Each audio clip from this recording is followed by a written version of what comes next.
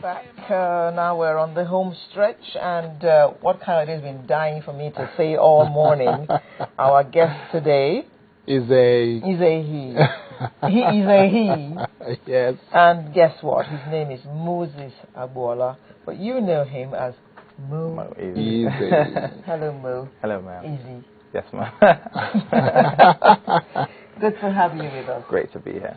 Mo was born in Kano, but Yes. didn't stay long in Kano, so I can't say Sanu to him. No. Maybe he doesn't even know the meaning of Sanu. But Sanu, sorry, I know. I mean, small words. I know. Okay. Good to have you with us this morning. Great to be here. Now tell us, you spent a lot of years with your parents in England. Yes, I did. Why did you choose to come back? I mean, being over there in England, again, you feel like you're in a foreign land, you know. For me, coming back home is home. You can't be at home in a foreign land, and with the type of music that I'm doing as well, it was just, better to be done at home rather than over there. So you always thought that you would do music? Yes, as a young child, I mean, it became a big passion. After, it was something that I used as a stress-free tool, if I could say that. So when you want to express your feelings or anything, I would just write it down or sing about it or rap about it rather than tell somebody. So through and through, that became a passion, and I just knew that's what I wanted to do. Yeah, what did Mom say about it when you told her you wanted to sing? Mumsy was very supportive. For her, it was whatever makes you happy, as long as it's not harming nobody. What about or pop? Anything like that. Pop music. No, your father, didn't he say, pop, you're going to, I want you to be an pop was engineer? there. I mean, I never did leave school. I didn't leave school, so I carried on doing school. But before or after school, I would run to the studio and just go and chill there. So they knew that I was still continuing with school, but music was a passion. So school was on one side, and music was after school business. Yes. How did you get it all together? I mean, I had a cousin called by the name of Harmony, who has, produced and done works with the likes of Chris Brown, all these big artist names. So they used to come to his studio, and I would just go there and sit down and just watch. For many years, I would just be in the corner and I'm just trying to learn as much as I can. So from there, I started doing my own thing.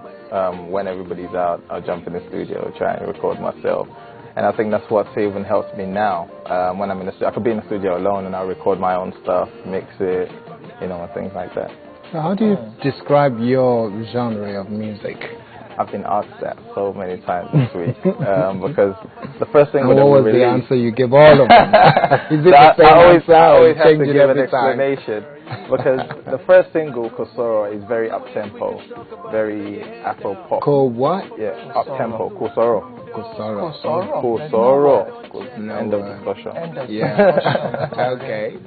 So, and I mean the second single is very much laid back, very soft rap, not very up tempo. So, I'm trying to do different varieties. Obviously, from what I've learned out in Europe, maybe to try and fuse it with what I learn over here, and try not to box myself. Because then if I do another genre, it would seem strange. Like you don't do that, So I try to just play. So you stick with Afro hip hop or?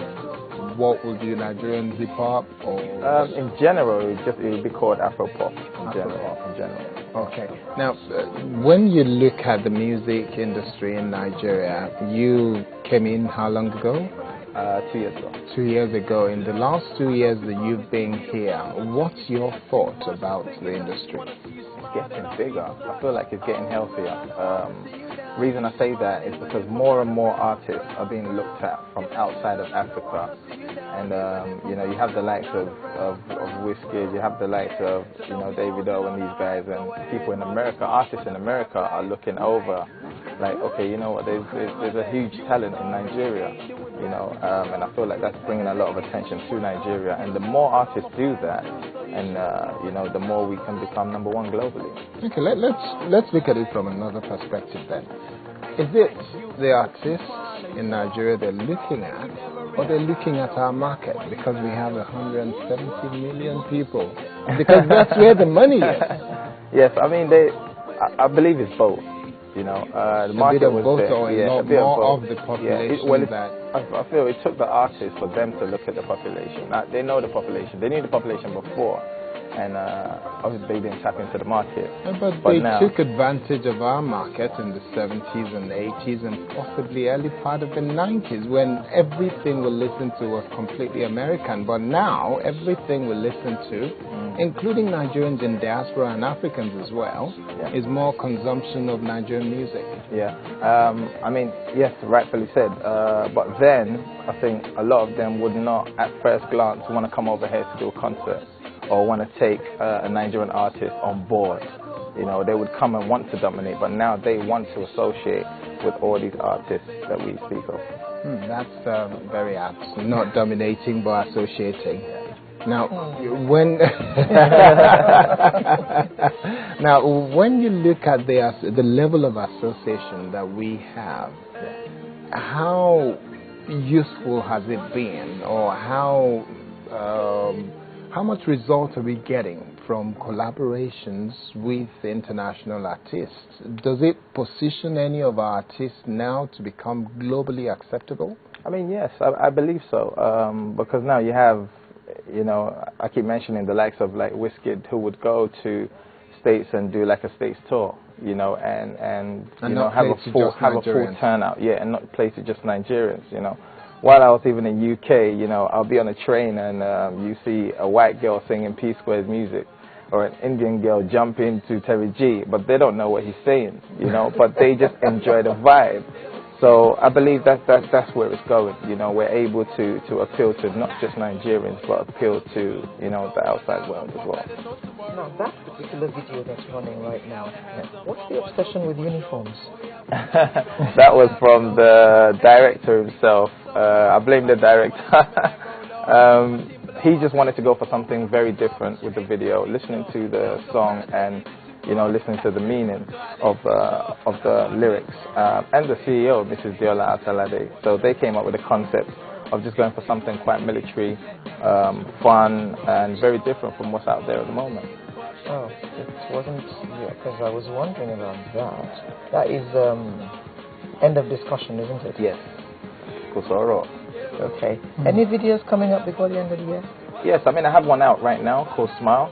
Smile? Yeah. Okay. And that one is very, very laid back. And we're getting great response from it at the moment, both in Nigeria and outside of Africa. You know, we get emails daily, how they love the track and stuff like that. But I'm sure a lot more will come out before the end of the year. I like the way you smiled when you started talking about that one. It's having an influence on the bank balance, is it? Most definitely. Yes. I think that was why the smile was, you know. Yeah. So with the record labels that we have now in Nigeria, I know there was a little bit of a controversy recently about what was said by Keke Kenny Ogunbe and Efe at a conference of entertainment industry recently, and the fact that we no longer have the kind of record labels we had many years ago. Sony Music was there, Premium Music and all that. What has happened to the record labels? And the ones that are now emerging, they're not truly international, are they? I believe it's possibly the structure. You know, then they brought the structure of overseas over here, you know, and maybe they, at that point, they knew it wouldn't work with just the way we are, you know.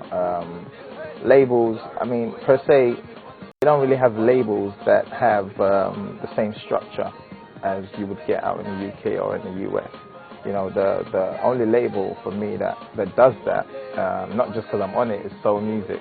You know, when you go through their structure and go through what they've done and how they go about doing it, it's very, very, very, very similar to what goes on outside of Africa and Nigeria. And I believe, you know, in time to come, we will get there. We'll get as big as Sony, as big as BMG. So what would you say with the likes of someone who's very much involved in music, who is a musician himself and also running a record label, Dare Atalade.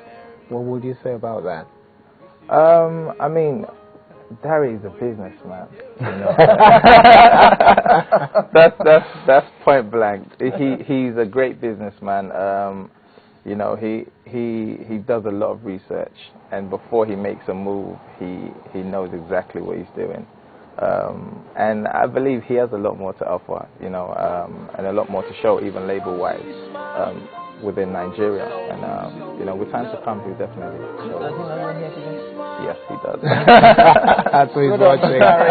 Proud of you. So with way forward for us now, how much education do we need in the industry? I believe, I mean, we should study our craft and really, you know, study how it's done outside. Someone said something to me a while ago, said if you want to be outside the box, you need to look into everybody else's box.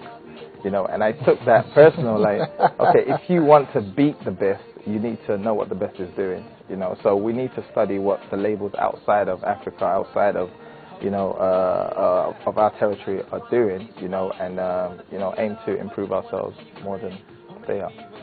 And you are extremely, extremely convinced that this is what you want to do with the rest of your life. Yes, ma'am. Okay. All we can say is good luck. I mean, Nigeria is full of talent. Yeah. We keep hearing new names every day, and there's songs just being churned out. And you can go to a party at 6 p.m. and leave the next morning at 6 a.m. and you will not hear a single foreign piece of music played. Yeah. And I think that's a good thing. But you need to find your own little niche and make sure that you get us to buy your music. Well, definitely. So good luck. Thank you very much. Mo Eazy. Yes, ma'am. His real name, by the way, is Moses Agbola. Thank you for being with us this morning. Thank you very much. So it's time for us to go this Saturday.